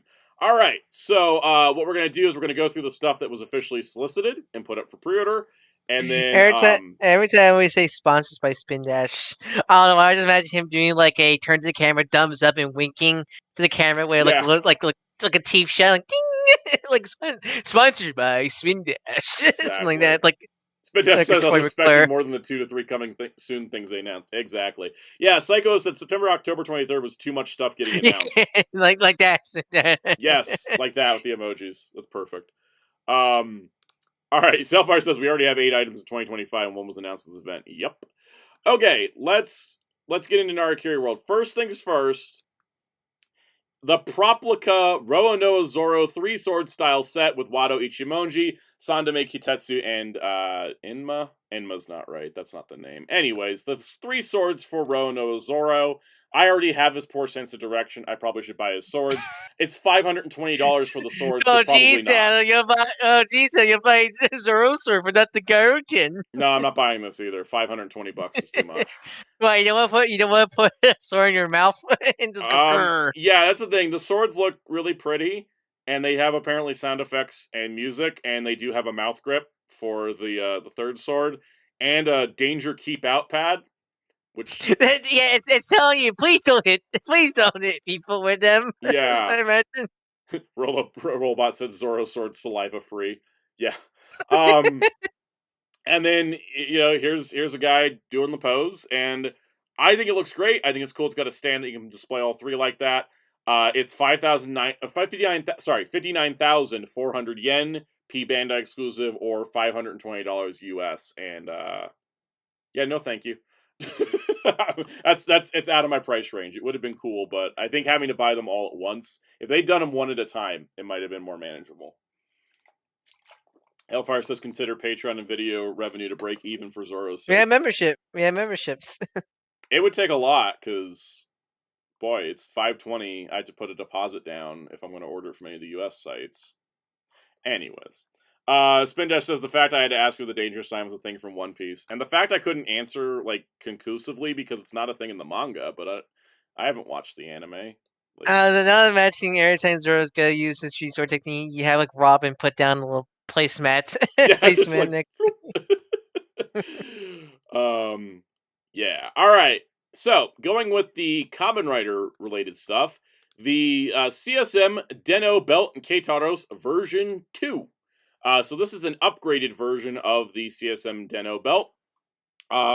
It once again comes with all of the equipment you need to turn into sword form, rod form, axe form, gun form, platform, climax form, liner form, except of course you don't get the Dem Common sword. Cho climax form, Nega Den-O, G Den-O, and now includes Pretty Den-O. And a partridge in a pear tree. Basically. You get voice lines from Momotaros, Urotaros, Kintaros, Ryutaros, Jig, Negataros, and G. But you don't get Ryotaro, the actual Kamen Rider. Pokéref Sound Edition. I know, basically. It also includes, for music, Climax Jump, Den Liner Form, Double Action, Rod Form, Axe Form, Gun Form, Real Action, 3 songs that I can't read katakana, as well as a bunch of lights and music. Then it will also be wirelessly compatible with the upcoming CSM Den Gasher, which we'll talk about in a moment, but basically they are finally making the weapons for Den-O fully compatible as well. This will be releasing in June for 33,000 yen. And the biggest upgrades are, of course, that they added Pretty Den-O. That's culturally significant. And they also added, of course, the Den Gasher compatibility. So if you're not going to buy the Den Gasher and you have the version 1, you might be good not upgrading. But if you are going to get the Den Gasher, you probably want to get the second version belt. So, pretty cool. All right, next up, the deluxe Laser Rays driver. I guess outsider spoilers, whatever. Jin comes back and now he has a belt instead of a cool gun. It's a redo of the Vision driver. And it does lights and stuff, and the sounds are shut out, Rider Kick, and Rider Support. Zen Gazer log in. I guess he's Zen Gazer now. He was officially shown before. Cool. Outsiders is a giant blur for me. Just as an apology. He also has gravity control. That's cool. So he's getting a full-on belt to go with the Outsider stuff for 13,200 yen. For some reason, it still has a deluxe size belt, even though only adults are going to be buying this. Still don't get why that's not... I don't get why the P Bandai belts are adult-size belts, or not adult-size belts, and are still kid-size belts. That kind of just makes no sense, right? Anybody with me on that? Mm-hmm. All right. Next up, the G-Con Grade Premium DX version, which is, a larger size version. It's 84 centimeters now. It's much bigger than the deluxe one. This released in China previously. It does turn into its gun form with swapping parts and can use... Yeah, you can still hold the blade with the longer blade, but best to replace that unless you want to get hit by that sword blade in gun form. Exactly, Right. yeah. It looks like an easy swap out, and then you can also put No, ride watches on it, and it seen has music. I seen videos on it. Do you know it does come with an adapter because it is like double the size, so there's an adapter to fit the DX ride watches, which is funny. Oh, that makes sense. That makes sense. This will be 16,500 yen, and yeah, Lot of 4 yen. songs included. I hope you enjoy your G-Gun Dickin what's that machine? What was it called? The Dickin Glaive last week? Yeah. All right. Next up, this is something I'm actually gonna buy. Let me see if I can get a shot of the actual item first. So we have the Memorial Edition. Let's just start here. The Memorial Edition Boom Boomger Changer. The Boom Boom Changer. You haven't bought the DX one, right? I haven't yet. This is what I do every year now with Sentai. I just wait till the end of the year because I just know the P Bandai's coming. Are you buying the Boom Boom stuff yet? I have nothing Boom Boom yet. Are you waiting for that super guy? I kind of am, yeah. I had to just pay for my Memorial Edition Oger caliber, so I'm not exactly sure how much Boom Boom money I have at the moment, but... well, yeah, it went Boom Boom. That's where it went. Yeah, exactly. So the Boom Boom Changer here is going to be a nice, fancy Memorial Edition. Now, unlike, say the Oger caliber, where they had to make it bigger, right? This one actually is a physical improvement.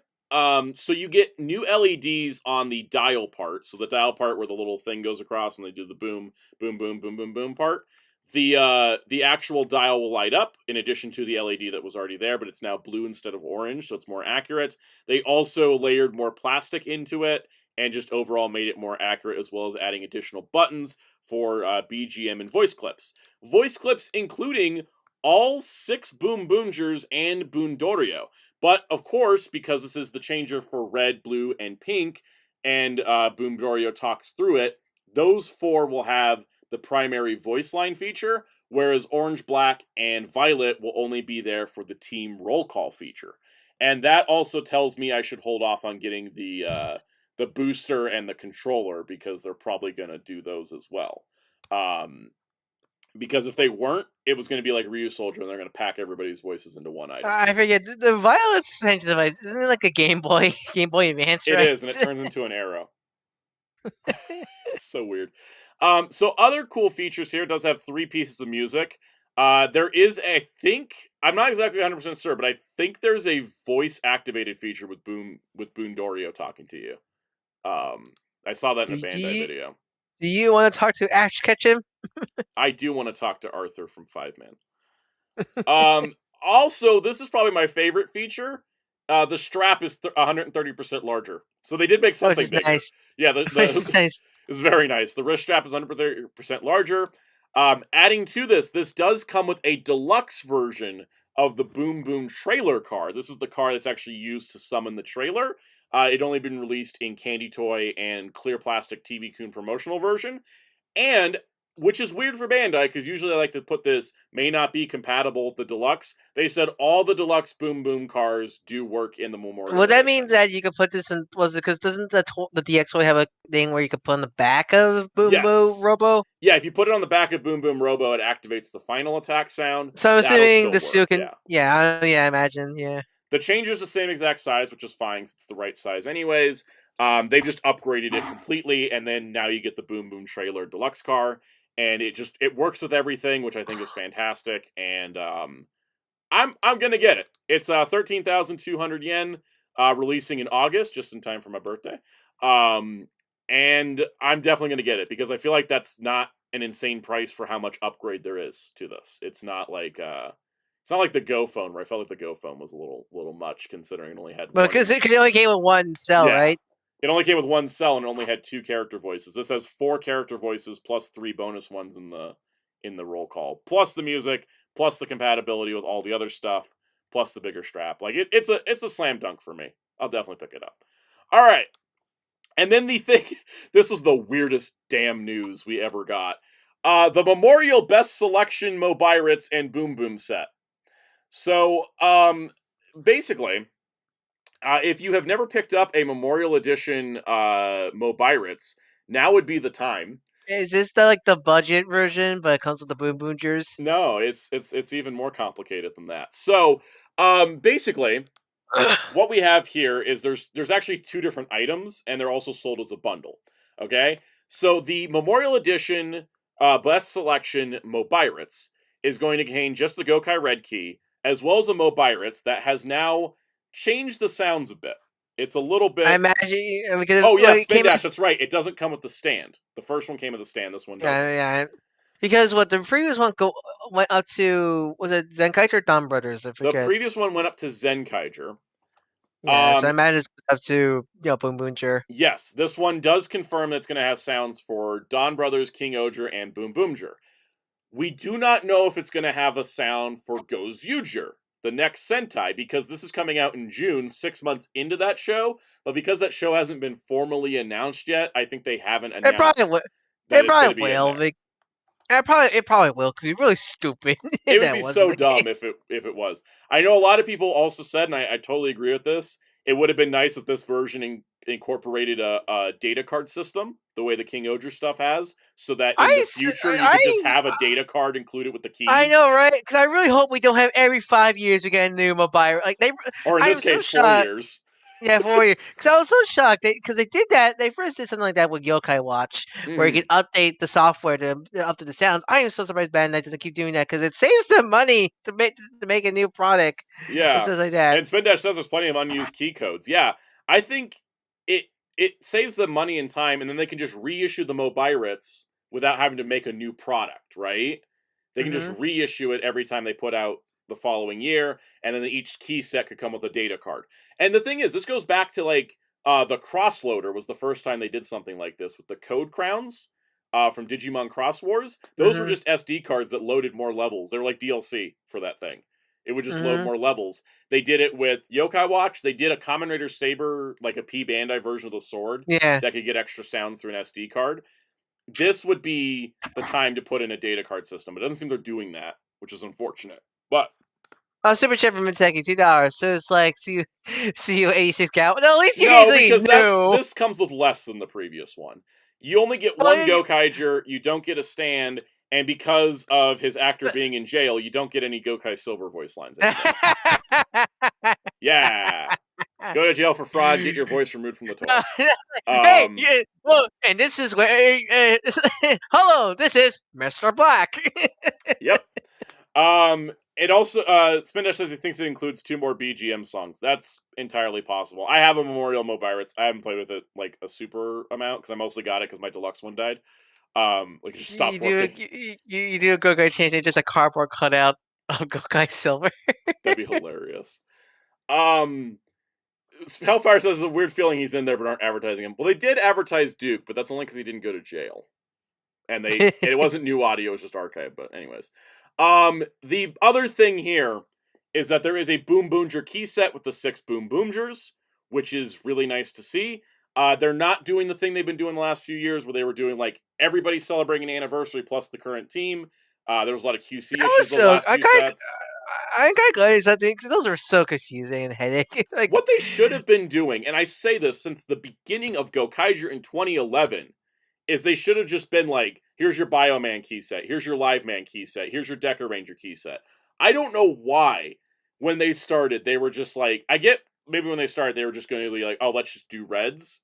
But they clearly started doing the other colors almost immediately. Like, why didn't they just start by just putting out team packs over 2 years, and then they would have gotten through them all. And then nowadays we could just get like one team pack at a time instead of like the huge mess this whole thing is. I commend Josh to keep me up with the Ranger Key stuff with his Project Unlockers, but God, it's one of those like, thank God I never collect these gimmicks because it's a headache. Bandai America, while theirs was a mess, was still a little bit cleaner than Bandai Japan's because there was like a chunk that were only P Bandai but still had sticker chests like they were Gashapon. Like, I know, they're awful. Like, Bandai America, the problem with it was messy, but it really, at the end of the day, it was just like, what, 4 waves of key sets? It was like 5 waves plus that big set, and that was it? Yeah. And that's it. The only problem was the big key set, with the big, yellow, Diana Yellow, Quantum, and Silver, and that's it. Yeah, but that's the only, like, compared to the last 25 Rangers being in a P Bandai set, that is insanely hard to get. I would I probably will pick up the Boom Boomger keys because I can just buy the Boom Boomger keys. I'm not going to buy the new Mobirates because I don't really care about having that sound. But I will probably pick up the Boom Boomger keys because they look really nice and they're kind of affordable because they're not that expensive for just 6 keys. Hellfire mentioned towards the end they started doing team packs, but only did post Gal Ranger. Yeah, that was kind of the problem. Like it was like a little too late. Ranger keys. I for me Ranger. I think I kind of sort of fell out of love with them because maybe because they keep releasing them every year and they keep redoing them. I just kind of lost the luster for them because they're really cool when they first came out. But there's no one consistent set of them. Yeah, it's like the Timmy cards. I just grew tired of them. Yeah, like is that.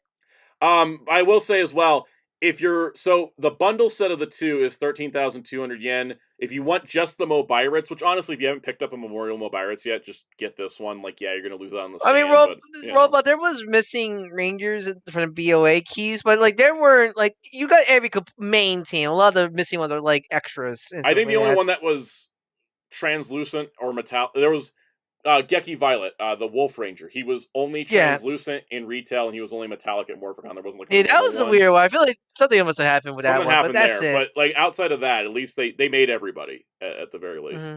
Yeah, because I know people want Spirit Rangers and Daishi and all that stuff, but those are like extras. So we got every complete main team. We even got stuff like Udana, which was miraculous. Or Phantom Ranger. Like, yeah. Have they even done VR Master since they relaunched the keys yet, or no? Since they relaunched, no, but I think they did them back. There was one set that was like all the weird ones, like X1 Mask and stuff. I think he was in that, but I don't know. Oh, I don't even. I'm not sure. I don't think they did VR Master. Okay, let's find out. VRV Master Ranger key. Let's go to Google. Okay, there is no VRV Master Ranger key. Yeah, still, yeah. Yeah. So bizarre. So, all right. Welcome, Beast Slayer. All right, so if you want them individually, the for 8,800 yen is the Memorial Best Selection Mobirates, and then for 4,400 yen is the Memorial Boom Boom Selection Ranger keys. Which 4,400 yen for 6 keys, not bad. I wonder would the stupid wheel face would that be 3D? Would that be 3-dimensional? I imagine. I think so. They look 3-dimensional. They look good though. I do. I like Boom Boomger a whole lot. So I'm probably gonna pick these up. But I would say, in terms of I haven't seen the show yet, but in terms of design, I honestly think the team power up jackets they got recently, I think improves the design a whole ton. Like I was gonna pick up the Boom Boomger like Yudo figures, but then when I saw the champion jackets, I'm like, no, I'm gonna get the champion jacket versions. The jackets just add a lot more. I want to buy that whole set because it also comes with 119 and Boon Violet. Like, because my problem with the Boom Boom suits is they're so plain, but adding that jacket adds a lot to the design. Mm-hmm. All right, let's go to the rest of the Narikiri World event for stuff that hasn't been solicited yet. They had a little cake display with Kamen Rider Gav because that's the new Gav form. Which, by the way, I love the cake debut because it was insanely dark at the same time. It's our hero gets a cake form. Oh my god, the emotional trauma. Like good dark or grim dark? It was good dark. Okay. It was good dark. It was Gav executed a member of his family while using a cake sword. Yeah. I'm not sure I feel about that. The show is weird because it's been kind of balancing this like tone of like, look how kind of funny and goofy the toy side is, but here's the storyline. I guess that's a problem. Like, it was a problem for me for the first like 6 episodes, but then it kind of they figured out how to balance it out now. I think they had a tone problem, but they've leveled out.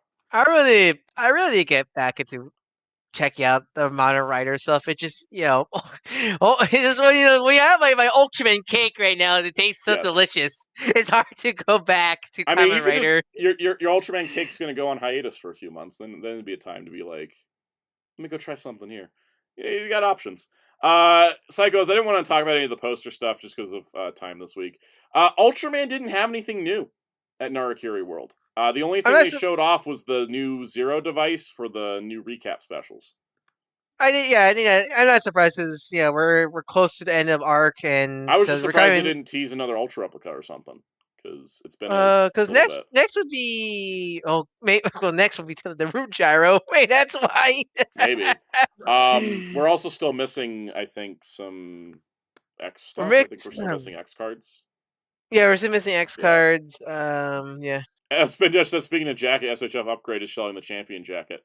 I guess that's going to be the first time I buy a third party SHF Upgrade. Yeah, third party SHF thing because I want that jacket.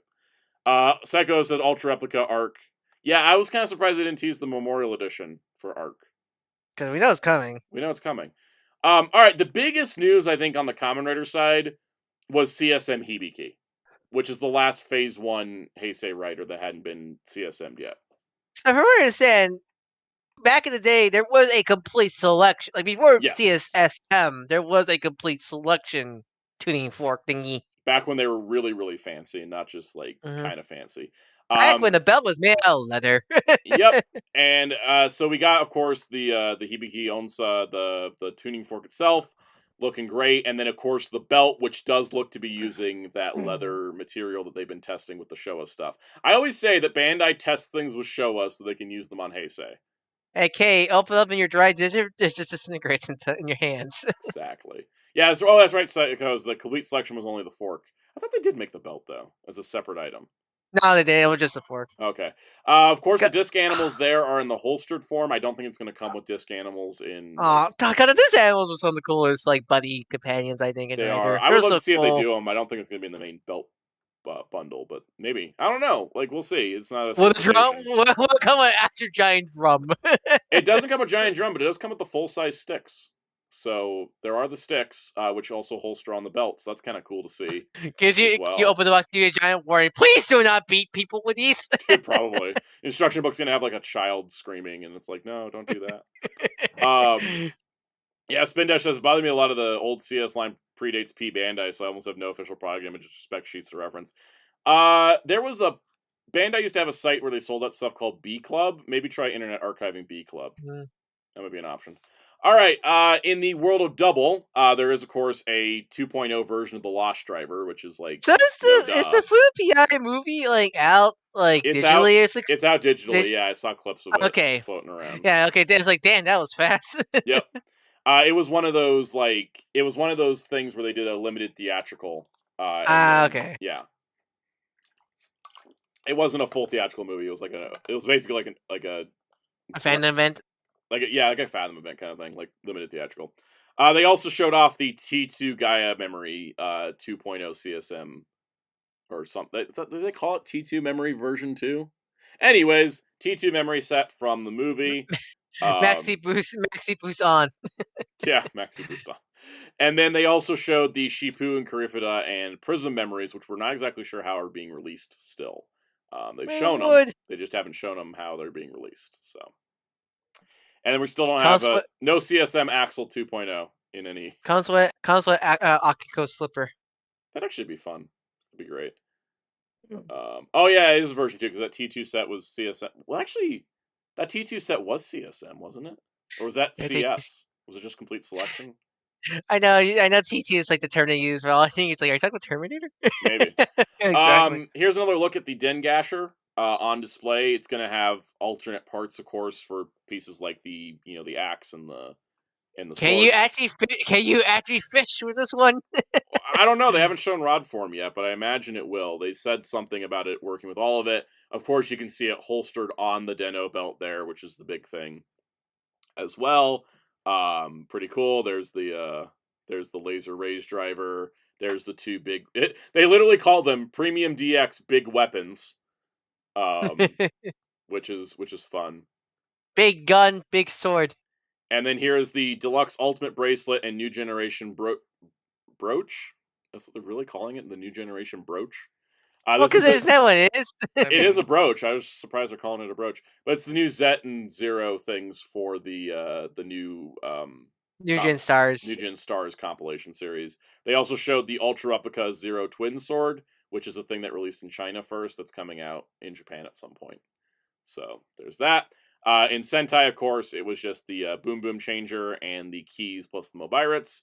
And then there was the Pretty Holic Mirai Days Lip, lipstick, right? Like not Is just that is that from Pretty Cure? Yeah, it's Pretty Cure. Yep. Pretty sure.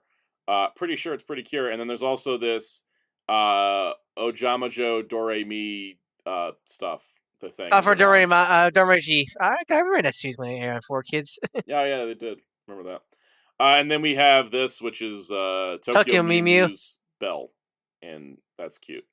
Then we get into some of the interesting stuff, which is the Narikiri Laboratory, starting with the Cyborg 009 cross promotion of Kamen Rider and Cyborg 009 collabing.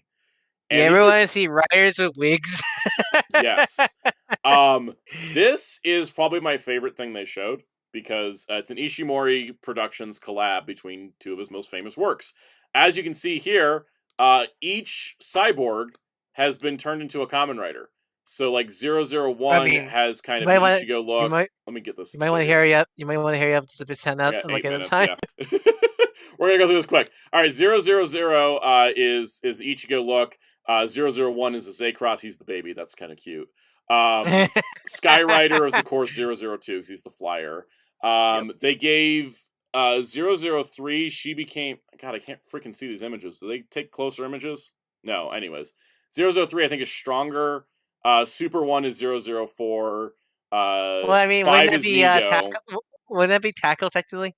It technically would be, but it's not because she's got the bug mask. It's not Tackle. It would be. It should be Tackle. Anyways, 5 is Nego. Oh, 6 is stronger. Maybe 3 is. No, she is Tackle. Yeah, no, she is Tackle. Never mind. She's more red. Makes more sense. Yeah, 7 is Amazon, of course. 8 is that X? 8 is X, and then 009, the lead character, is V3 with his wig. 3 is Rider Man. Oh, that makes sense. That's why her face is showing because it's Rider Man. Okay, that makes more sense. Which I mean, tackles have the similar look also. So double. So on display is the 00 driver, which there's a video of it out there, and this thing is kind of crazy because they managed to work all the 0 through 9 digits into the LED display. Like they designed them that way. And it like does a countdown. It plays parts of the 009 theme song. There has a lever that mechanically moves on it, and then there's also like a pistol like blaster to go with it. But basically you can see 1, 2, 3, 4, 5, 6, 7, 8, 9. Cool. And it's just Rangers in space. Yeah. It's so cool. 9, just like the opening. Yeah, LPH, it's just the original 10 Showa writers, not Thunderbolts. No, Thunderbirds. Thunderbirds, yeah. There's also a blaster that's holstered. It's called the Cyborg Reactivate System 00 driver.